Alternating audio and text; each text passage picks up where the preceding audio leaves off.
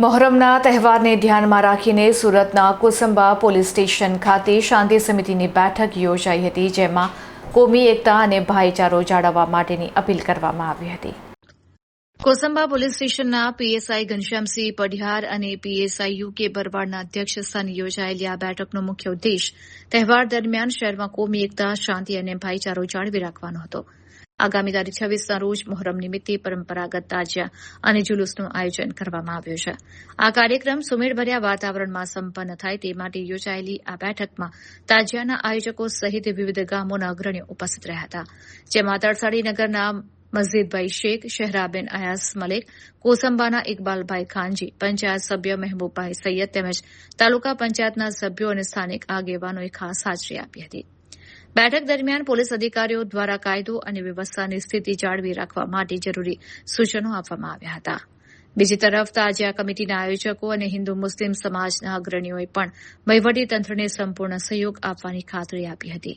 તમામ પક્ષોએ એક સૂરે જણાવ્યું હતું કે કોસંબા અને આસપાસના વિસ્તારોમાં પરંપરાગત ભાઈચારો જળવાઈ રહેશે અને મોહરમનું જુલુસ અત્યંત શાંતિપૂર્ણ અને ઉત્સાહભર્યા વાતાવરણમાં સંપન્ન થશે. हमारा जो मेन पॉइंट है झंडा चौक से आंबेडकर पुतले से बाधा वगैरह जैसे ताजिया ગયા વર્ષે મેં બંદોબસ્ત કરેલો મને ખ્યાલ છે. ગયા વર્ષે બી હારું ચાલેલું સાહેબ, તમે હતા જ. હા, હું હતો ને. અમારા તરફથી કોઈ તમને તકલીફ નહીં આવશે. હા, બસ અમારે તમારો સાથ સહકાર જોઈએ. હું અયાઝ મલેક, સુરત જિલ્લા કોંગ્રેસ ઉપપ્રમુખ. આજ રોજ તારીખ 22 કોસંબા પોલીસ સ્ટેશનમાં આગામી મોહરમના પવિત્ર તહેવાર નિમિત્તે જે તાજિયા જુલુસનું આયોજન થાય છે તે આગામી 26 તારીખે થવા જઈ રહ્યું છે.